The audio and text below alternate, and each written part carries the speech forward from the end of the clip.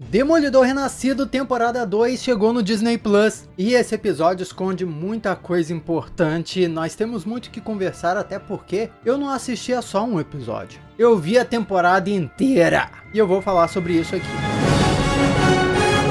Olá, como vai? Tudo bem? Eu sou Miguel Loquia e vamos desmontar esse episódio 1 de Demolidor e conversar sobre algumas outras coisinhas também. Vale lembrar que a primeira temporada termina com o Wilson Fisk consolidando o seu poder em Nova York e agindo até além do seu cargo de prefeito, sendo de fato um ditador de Nova York. Frank Castle termina preso pela força-tarefa do Fisk, mas na cena pós-créditos ele escapa. Enquanto Matt começa a reunir uma resistência, e naquela época a gente até pensou, nossos defensores, que é a super equipe urbana da Marvel, eles vão se reunir, mas não para tanto. A resistência do Matt tem muito mais a ver com policiais aposentados, a galera do sistema que está contra o Wilson Fisk. E nós vemos o desenrolar desse cenário aqui no primeiro episódio. Vale mencionar que essa segunda temporada é a primeira que foi totalmente planejada, sabe, desde o início, já que a primeira temporada foi toda remendada. Eles refilmaram a maior parte dela e o que acabou estreando foi uma mistura da versão original que fizeram e aparentemente não agradou muito, junto com as novas cenas que gravaram depois. Então esse fato torna a segunda temporada muito mais sólida e com potencial de ser bem melhor que a primeira. E eu já adianto que, pelo que eu assisti, eu realmente acho essa segunda temporada a melhor temporada do Demolidor que eu já vi, incluindo as temporadas da Netflix, tá? E talvez você não lembre, mas lá no início, quando anunciaram a série Demolidor Renascido, disseram que teria 16 episódios. Mas esses episódios foram divididos. A primeira temporada com 9 e a segunda com 8. Até cresceu um pouquinho, né? Ficaram 17 episódios. Mas o que importa disso é que essa segunda temporada também é a segunda metade do arco dramático que foi iniciado lá na primeira. Então toda essa história do Wilson Fisk, prefeito, realmente vai ser concluída aqui. E isso não é um spoiler que eu tô dando, uma vez que o próprio trailer de Homem-Aranha Um Novo Dia revela isso. Porque mostra o Peter recebendo a chave da cidade das mãos da atriz que interpreta uma assistente política do Wilson Fisk.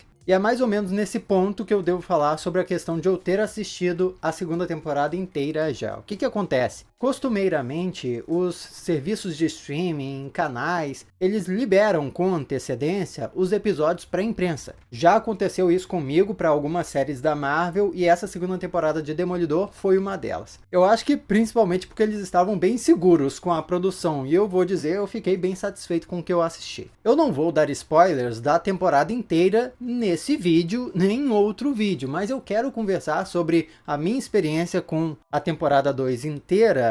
Quem sabe falar algumas coisas que podem ter uma pitadinha ali de spoiler em um outro vídeo, mas só se você quiser. Então comenta aqui embaixo se você por acaso tiver o interesse de ver um vídeo meu falando sobre a segunda temporada inteira, uma vez que agora eu vou dedicar esse vídeo aqui a desmontar o episódio 1, pegar as referências, juntar pontos, e eu vou me segurar com as teorias. Então não quero simplesmente ficar revelando coisas aqui, dizer que é teoria só porque eu sei o que acontece. O episódio começa com um trechinho do BB Report, que na primeira temporada foi muito usado para conectar algumas pontas soltas que ficaram entre uma versão que eles gravaram e as refilmagens. Porém aqui começa a fazer muito mais sentido, já que toda vez que o BB Report aparece, nós vemos a ilusão que o Rei do Crime quer criar sobre a realidade de Nova York. As cores da cidade estão até com uma parada infantil, assim, as cores suaves, parece comercial de sabão em pó. E serve para demonstrar perfeitamente o contraste entre a imagem que o Rei do Crime quer vender da cidade e o jeito que a cidade está de fato, suja, escura, violenta. Então começamos já com o pé na porta em uma cena de ação incrível do episódio. O navio Northern Star, Estrela do Norte, vai chegando em Manhattan, no porto, que foi uma das grandes questões lá da primeira temporada. O Wilson Fisk queria se tornar prefeito para ter controle desse porto que era completamente independente de qualquer outro poder político. Então é o caminho ideal para ele traficar drogas, armas e seja lá mais o que ele quiser. Muita gente comparou, e com razão, essa cena com a cena de abertura de Capitão América: O Soldado Invernal, onde o Steve Rogers invade outro navio e também tem estrela no nome. Naquele caso foi o Lemurian Star, ou Estrela de Lemúria. Curioso que em Capitão América aquele era um navio da SHIELD que que tinha sido invadido por piratas, como uma desculpa do Capitão América e a Viúva Negra irem lá e a Viúva Negra buscar informações para o Nick Fury, que já desconfiava que a SHIELD havia sido corrompida. Ou seja, uma operação legítima com segundas intenções. E é a mesma coisa com o navio de Demolidor, chegando de forma legal no porto, porém contrabandeando armas. E então é revelado já de cara o novo uniforme do Homem Sem Medo. Esse uniforme preto com o símbolo DD, tem muita coisa a se falar desse uniforme. A primeira é que é incrível, a primeira vez que nós vemos o símbolo do Demolidor no uniforme dele na série. Então assim, meu coração de fã já tá maluco. Demolidor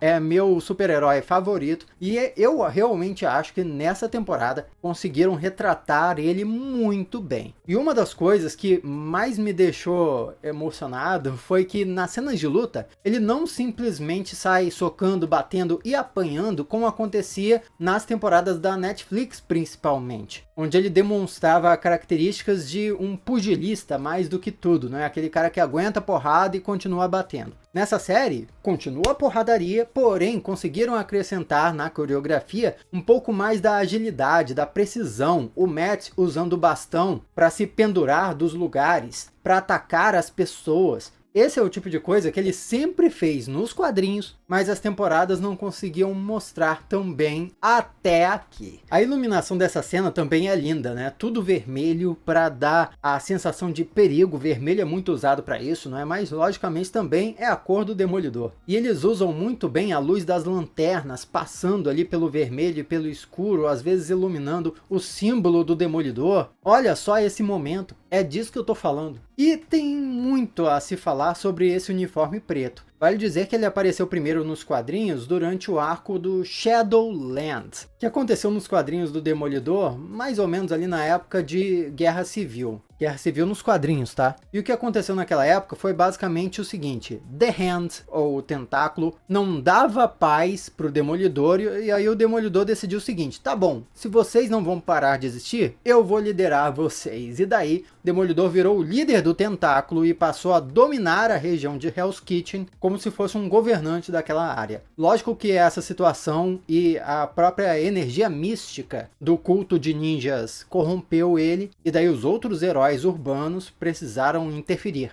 e derrotar o Demolidor no fim das contas. Assim, desculpa o spoiler, mas esse quadrinho já saiu há bem mais de 10 anos, há uns 20 anos quase. E no fim das contas o Demolidor é o vilão dele. Só que, vamos evitar ir longe nessas comparações. Acho que a inspiração visual para a segunda temporada da série vem muito mais de uma questão conceitual, uma vez que se o Demolidor está escondido, lutando contra o Rei do Crime, faz sentido ele ter um uniforme mais stealth, sabe? Que não chame tanta atenção. E esse uniforme também vem bastante da época do completamente novo Demolidor, lá no ano de 2015, mais ou menos, depois das Guerras Secretas nos quadrinhos. E é inclusive a era das HQs onde aparece o Muse, ou Muso, que foi um vilão na primeira temporada e continua a aparecer como uma visão durante essa segunda. Mas aí você pode dizer, peraí, os ninjas do Tentáculo não aparecem no trailer de Homem-Aranha Um Novo Dia? Pois é, aparece. Agora, se isso vai conectar ao Demolidor no futuro, a gente ainda vai ter que descobrir. O que eu posso garantir é que não vai se conectar nessa temporada.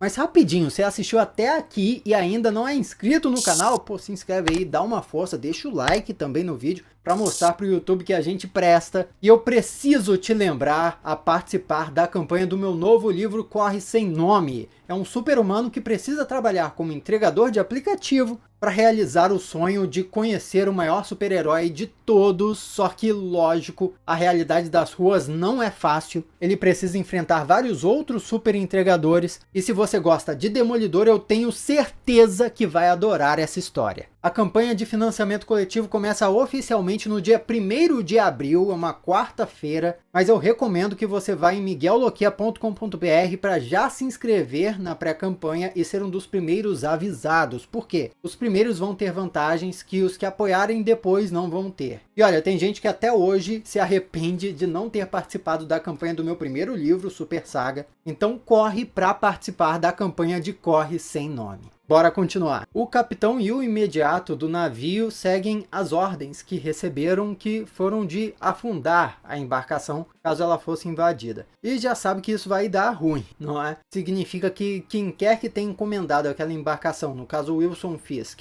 não quer nada conectando a embarcação a ele, e evidentemente esses dois aí que sabiam do segredo vão ser caçados até não poderem falar nada. Matt encontra uma parede falsa e vê que tem armas sendo transportadas lá dentro. Mas quando o navio começa a afundar, ele pega um relógio e coloca dentro da caixa. Para quê? Através dos sentidos aguçados dele, conseguir identificar a localização dessas armas, caso a caixa seja retirada do navio. O porto não tem profundidade o suficiente para o navio afundar completamente, então simplesmente fica encalhado. Isso não só significa que a população vai constantemente ver o navio ali e se questionar o que vai ser feito, como também aquilo vai estar atrapalhando qualquer outra embarcação de chegar no porto, gerando um possível prejuízo gigantesco para o prefeito Fisk e os negócios que ele quer desenvolver na cidade. A abertura também é muito simbólica, viu? Nós vemos a Estátua da Justiça, a própria Nova York, uma igreja, a polícia, a placa do escritório de advocacia Nelson Murdoch e o próprio prefeito Fisk ruindo, caindo aos pedaços, mostrando que toda a estrutura que existia foi corroída, foi demolida. O Demolidor surge das cinzas dessa cidade que está sendo avacalhada pelo rei do crime. Eu aposto que muita gente ficou se questionando, caramba, quem é que está treinando artes marciais ali? Nossa, um personagem misterioso, realmente os defensores serão montados, mas aí só aparece a Karen Page treinando. Primeiro, sim, seria legal ser uma super-heroína ou algum outro vigilante ali treinando junto com o Matt. Entretanto, a série ainda é do Demolidor, então faz sentido ele e o seu elenco de apoio ter destaque. E segunda coisa, que a Karen Page treinando artes marciais também torna ela uma personagem mais útil para a história. Ela já se provou como investigadora, como assistente legal, e agora, como está sendo perseguida junto com o Matt Murdock, ela está tendo basicamente que assumir essa alcunha de vigilante também e se preparar para tudo. Agora, o Matt realmente é um pegador. Na série da Netflix, ele estava com a Karen Page, até que a Elektra apareceu e mudou as coisas. Depois ele ficou com a Mulher Hulk, e agora está com a Karen Page de novo. Olha, uma das relações amorosas mais interessantes do Matt nos quadrinhos recentes, para mim, é a relação dele com a Kristen McDuffie. Pois é, eles foram um par romântico com uma dinâmica muito legal, até porque ela, como advogada, ficava tentando provar que ele era o Demolidor, e ele se defendendo, dizendo que não era, ao mesmo tempo que os dois estavam juntos, era muito legal. Foi numa fase mais divertida do Demolidor nos quadrinhos. Agora, será que a série vai seguir por esse caminho? É legal ver o Wilson Fisk usando branco de novo, porque é o visual icônico dele das HQs. Na primeira temporada de Renascido, ele apareceu muito usando apenas um terno preto. Um visual clássico, típico de político. Um visual típico de político nova-iorquino, porque ele estava se infiltrando nesse meio, se disfarçando de uma pessoa que segue os padrões do sistema. Então, de certo modo, usar o terno branco chamativo de novo é um jeito do Fisk demonstrar que ele já não é mais apenas um político. Ele agora está descaradamente sendo um mafioso, o criminoso que ele sempre foi, por cima desse disfarce todo. Então corta para um cara misterioso em Washington, o que já indica que é alguém importante, atuando no alto escalão do governo. E então nós descobrimos que essa pessoa é ninguém mais, ninguém menos que o Salsicha. Agora, o que o Salsicha tá fazendo trabalhando para o governo americano, indo se meter nas coisas do Wilson Fisk? Provavelmente tem alguma coisa a ver com o Scooby-Doo. Ele imediatamente coloca o telefone no copo de bebida, o que é um desperdício de bebida, mas já indica que ele é um cara que mexe com coisas secretas, obscuras, assim. Tem que jogar o telefone fora depois de fazer uma ligação. Na cena seguinte, que vemos o Matt conversando com a Karen, ela recebe uma informação de um contato dela que chama de Jess. Sendo um diminutivo para Jessica, pode estar se referindo a Jessica Jones, que é uma investigadora particular e a gente já sabe que vai aparecer nessa temporada. Porém, é válido dizer que não é a única informante que a Karen Page tem. Adiante no episódio, ela se encontra com a Bibi Urich, que está trabalhando fazendo aquela propaganda do Wilson Fisk, mas como a gente sabe muito bem, ela é parente do Ben Urich, que se aproximou da Karen Page e praticamente influenciou ela a desenvolver essas habilidades investigativas também. Então já tem que ser mais que óbvio pra gente que a Bibi Yurik não está do lado do Wilson Fisk. Ela está do lado dos vigilantes. E inclusive uma coisa que aparece muito no episódio são os trechos da propaganda Bibi Yurik sendo mudados, né, interrompidos, por um vídeo tirando sarro do Wilson Fisk, se colocando como o prefeito rei do crime e fazendo referência de forma bem irônica às coisas que ele anda fazendo na cidade com segundas intenções. Gente, não é segredo algum que a pessoa que está fazendo esses vídeos fingindo ser o rei do crime e denunciando ele é a própria Bibi Yurik. E isso é mostrado até na recapitulação da temporada anterior, quando a Bibi Yurik se encontra com o oficial de polícia que foi morto pelo rei do crime no fim da última temporada, e ela conta que o Bibi Report não é a única coisa que ela grava e nem tudo que ela publica é em nome dela. Em cima de tudo isso, ela ainda dá um cartãozinho de visitas para o oficial de polícia. O grande suspense sendo criado aqui não é, de fato, quem está por trás da campanha anti-prefeito rei do crime. Não, é, na verdade, como isso vai se desenrolar, quem vai descobrir, como a Bibi Yurik vai se sair dessa. Porque, afinal de contas, o rei do crime não vai querer um traíra dentro do escritório dele. Logo em seguida, vemos representantes de diferentes poderes, um representante da governadora, por exemplo, colocando uma pressão do Wilson Fisk, porque as coisas que ele está fazendo na cidade escapam à autoridade de um prefeito. Como, por exemplo, declarar um estado de emergência, criar uma força-tarefa que não segue as leis, e inclusive a questão do navio chegando no porto sem dar explicação nenhuma. Pode dizer que no momento as pessoas ainda não sabem que o navio está conectado ao Wilson Fisk, e ele vai fazer de tudo para manter desse jeito. Mas quem chega para intervir é o Salsicha, que é identificado pelo Wilson Fisk como Charlie. Mas fica a impressão, pelo menos para mim, que Charlie é um nome falso ali, um nome qualquer que o Wilson Fisk jogou para identificar esse cara. Não necessariamente o nome real dele é Charlie, mas ele imediatamente diz que vem de Langley, que é a sede da CIA. Até do ponto de vista dos próprios americanos, qualquer sujeira, qualquer tipo de espionagem, movimento secreto nos Estados Unidos vai ter a ver com a CIA, que é a agência de inteligência americana. E imediatamente a superiora, ou mesmo parceira do Charlie, liga para o representante da governadora, e ela é identificada como Senhorita DeFontaine. Lá em Pantera Negra, Wakanda para Sempre, ela já apareceu como uma pessoa que está encabeçando as operações da CIA, e inclusive ex-esposa do agente Ross. E também vimos, desde Falcão e Soldado Invernal, que ela está atrás de indivíduos aprimorados, super soldados, para agir a mando dela. O que desencadeou no novo filme dos Thunderbolts, em que uma nova equipe foi formada com ex-agentes secretos dela, agentes que inclusive ela tinha interesse de descartar, mas no fim das contas não teve jeito, ela anunciou aqueles agentes como os novos Vingadores. Eu sinceramente tinha achado que esse lance dela acabar reunindo os novos Vingadores sem querer tinha sido todo o arco para qual a personagem da Val tinha sido construída. Pelo jeito ela ainda tem laços com a CIA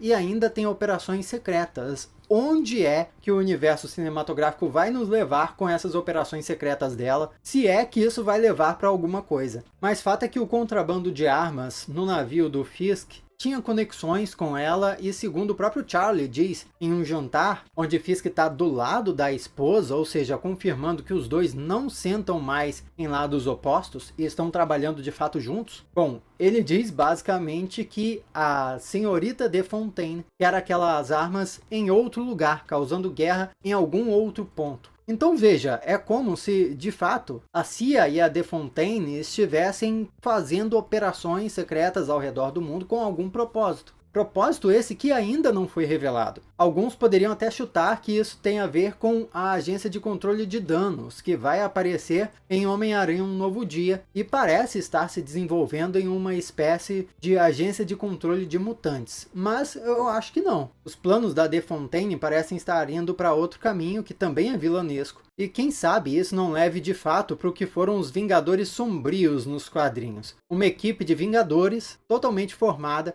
por vilões que tinham autorização do governo. Considerando que os próximos filmes dos Vingadores serão Doomsday e Guerras Secretas, eu tô sinceramente começando a achar que essa história toda de plano oculto da The Fontaine, se for desenvolvido, só vai aparecer depois do reboot, depois de Guerras Secretas. Mas é válido lembrar que a terceira temporada de Demolidor Renascido já está sendo filmada. Então pode ser que essa história de conspiração internacional seja desenvolvida no núcleo mais urbano das séries do Disney Plus, o que seria bacana também. Uma coisa para a qual muita gente tem chamado a atenção é o anel usado pelo Salsicha nas cenas que ele apareceu. Em nenhum momento o anel entra em foco, mas é um anel grande que chama a atenção e algumas vezes fica bem no meio da tela. O símbolo nesse anel pode nos dar alguma pista em algum momento dos propósitos sombrios desse cara e da senhorita De Fontaine no futuro da Marvel. Quando a Karen vai buscar informações na rua, vemos que é um dos funcionários do porto que deixa a informação ali para ela, mostrando como no submundo, nas entranhas do discurso público, a Nova York realmente está contra o Wilson Fisk, tentando resistir a ele. Outra coisa interessante também é como ela usa peruca para fazer esse tipo de coisa. Por isso que lá no quarto onde ela estava com o Matt tinha várias cabeças com perucas. Esse quarto improvisado é nos fundos da Josie's, tá? Que é o barzinho onde eles sempre se encontravam. Então vemos a Heather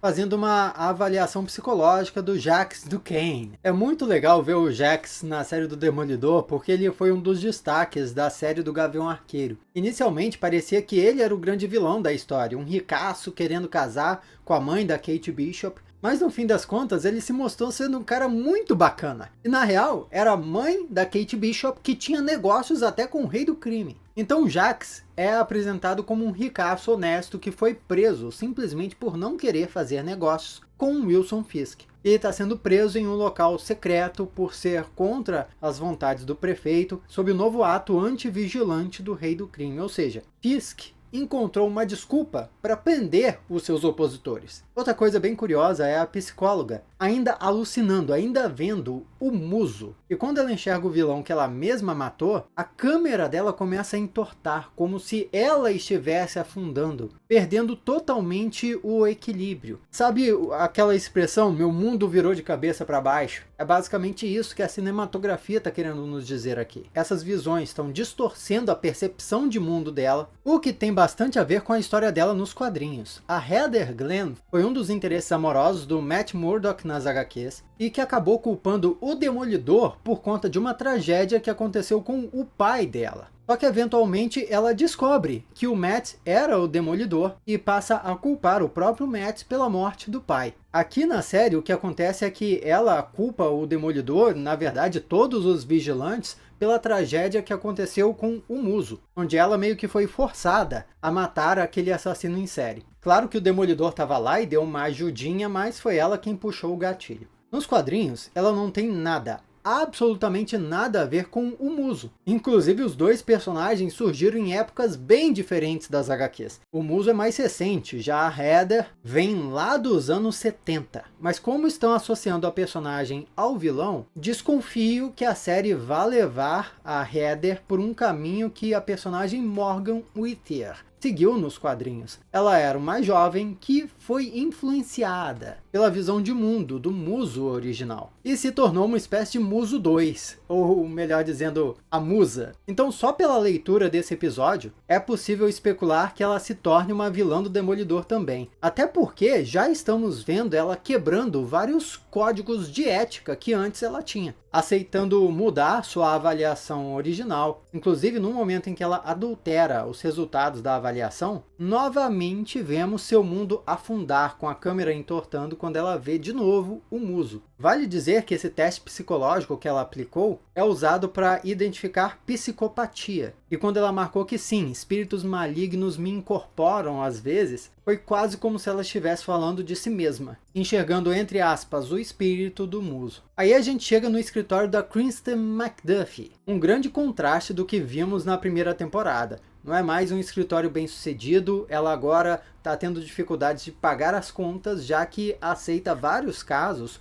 e os clientes não podem pagar. Várias pessoas que foram presas pela força-tarefa do Wilson Fisk. E é o promotor que apareceu lá na primeira temporada e retorna para tentar recrutar ela, dizendo que as evidências não importam. Ou seja, carimbando pra gente que o sistema legal, a justiça, não vale de nada em Nova York durante a administração do prefeito Fisk. O Cherry, inclusive, sai do escritório quando responde uma mensagem vinda de Red Kitchen, perguntando se confirmava uma reserva às 7 da noite. Red Kitchen, claro, não é codinome de um restaurante, mas sim um nome falso usado pelo Matt Murdock. Inclusive, o Cherry estava usando um celular antigo, exatamente porque é mais difícil de rastrear, mais barato também, permitindo ser descartado sempre que houver necessidade. E como a gente percebe adiante no episódio, isso não se trata de um compromisso pontual, não. Provavelmente todos os dias o Cherry se encontra com Matt Murdock em um ponto específico, em uma hora específica. Quando ele responde que sim, o Matt sabe que pode encontrar o Cherry normalmente. Quando responde que não, que é o que acontece no fim do episódio, o Matt já sabe que tem alguma coisa errada. Por isso que o Matt, inclusive, aparece lá no apartamento do Cherry, justamente no momento que ele estava sendo abordado, vamos dizer assim, sendo preso pela força-tarefa do Fisk. Mas a gente ainda vai chegar lá. Matt pede ao Cherry para localizar o capitão e o imediato do navio, que tem uns nomes complicados porque são gregos. E logo nós vemos um restaurante grego sendo abordado pela força-tarefa do Fisk, porque é um ponto, um local onde ajudam pessoas a escapar da cidade. Inclusive, um dos procurados do navio estava lá. Esse momento da força-tarefa atacando imigrantes pode ou não ter paralelos com a situação atual dos Estados Unidos, mas vou dizer aqui no vídeo que no momento é só mera coincidência, uma vez que, de certa forma, isso também tem paralelos com os quadrinhos, na época que o Fisk se tornou prefeito e montou sua própria equipe de supervilões. Então vemos a Bibi Yurik no apartamento onde o Daniel está morando.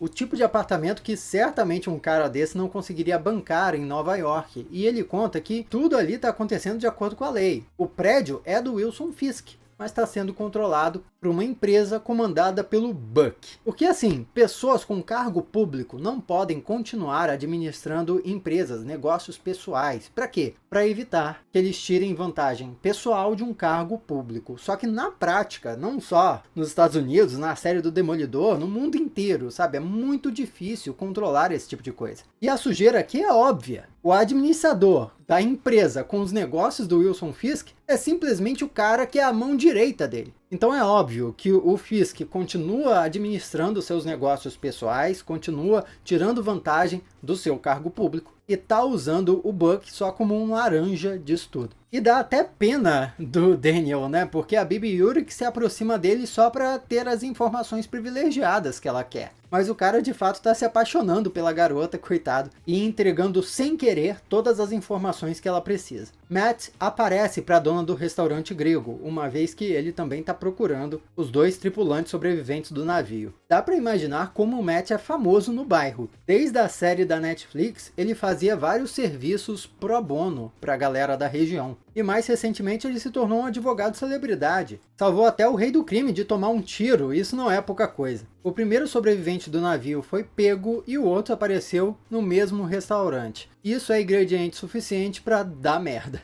E eis então que chegamos na cena final, onde a força-tarefa do Fisk invade a casa do Cherry. Um detalhezinho que eu achei muito legal, esses agentes que invadiram a casa são uns aleatórios, né? Não vão aparecer de novo, porque eles morrem e tudo mais, mas é muito legal que tomaram cuidado de meter o tapa-olho em um que tem uma barbinha branca, dando todo um estilo, todo um visual de vilão de quadrinhos pro cara. Excelente! Gostei muito desse detalhezinho. Agora, a força-tarefa foi atrás do Cherry justamente porque ele ajuda o Demolidor, ajuda a resistência, vamos dizer assim. Logo o Demolidor chega para salvar ele e vai descendo pau nos policiais em mais uma cena incrível de luta. E olha só como ele salta, dá chute voador e joga o bastão. Ele faz muito mais coisa do que só sair na porrada perto. Tá muito mais Demolidor dos quadrinhos, tá excelente isso aqui. Ele nunca seria pego caso não ouvisse o coração do Cherry parando de bater, porque isso, lógico, deu um gatilho,